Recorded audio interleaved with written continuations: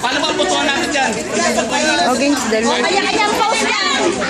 Eh, dito kayo pumost kasi nandun yung liwanag. Ang dilim dyan, hindi kita mukha nyo eh. Dali, hindi kita mukha nyo, doon kayo, dali. Isa lang dito, harap kayo, harap kayo. Hindi, kasi maliwanag, madilim dyan. Marunong pa kayo.